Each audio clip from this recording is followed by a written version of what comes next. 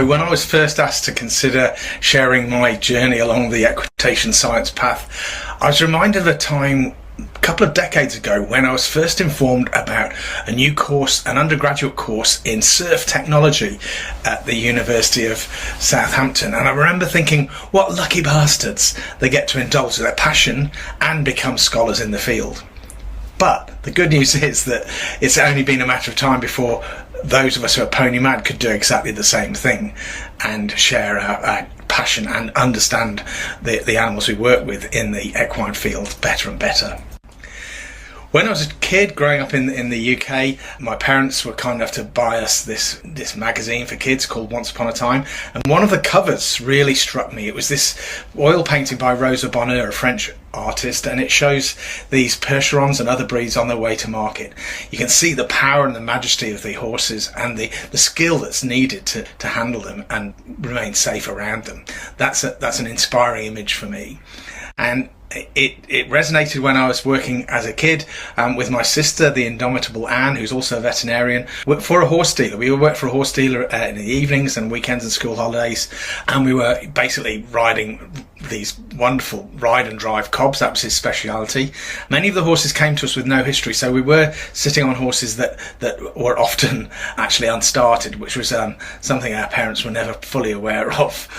But each horse had a narrative to share, and that's something that I think is really important to acknowledge.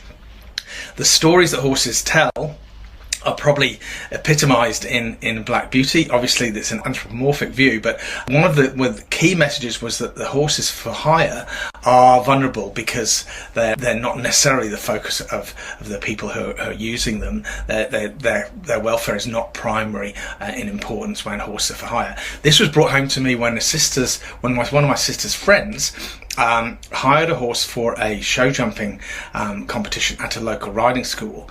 The horse was definitely down on his luck, and he rejoiced in the name of Gaylord. He could not jump a stick, and I decided to have a look at him as a school kid and took his saddle off, and I found a fairly awful lesion.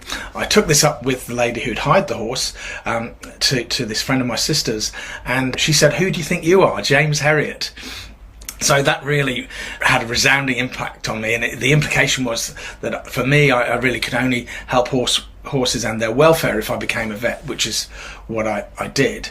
So it was probably the start of a journey there. I spent time with the household cavalry. I did my BHS exams and met a whole range of horses. I was also doing a lot of dog training at a competitive level, and I learned the power of positive reinforcement and hands-off training.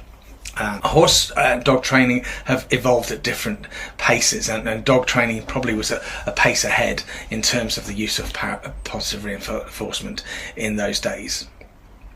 Then I became a vet and was lucky enough to spend some time in Australia, where I happened to buy some horses and do a long distance ride from Melbourne through to Canberra with really wonderful horses. They were quite affordable for various reasons, but we were able to learn from each other, and you really do learn a lot when you're with horses 24/7 when you're camping with them, and that was a lesson that has stuck with me. Then while I was on that ride, I got the good news that I'd won a scholarship to study horse behaviour back at my alma mater at the University of Bristol Vet School, with a grant from the Horse Race Betting Levy Board and the BBSRC. Thanks to both of them. But huge thanks to my wonderful supervisors, Professor John Webster of Five Freedoms fame and Professor Christine Nicol, both of whom have helped me on my journey and remain wonderful friends.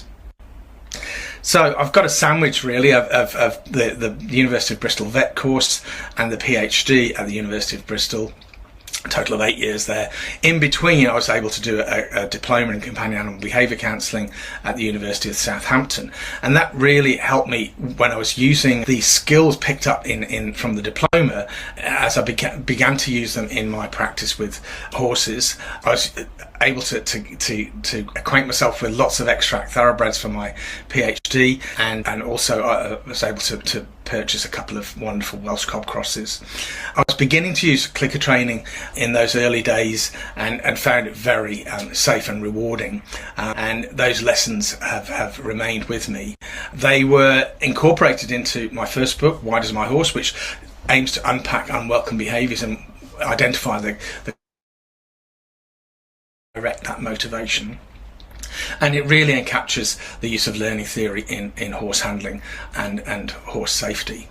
The ideas that I developed in that book were of interest to Andrew McLean, and Dr. McLean was kind enough to visit me at the vet school when I joined the University of Sydney, and we worked on a presentation of the problems with the ridden horse for the Havermeyer Foundation workshop in Iceland in 2002.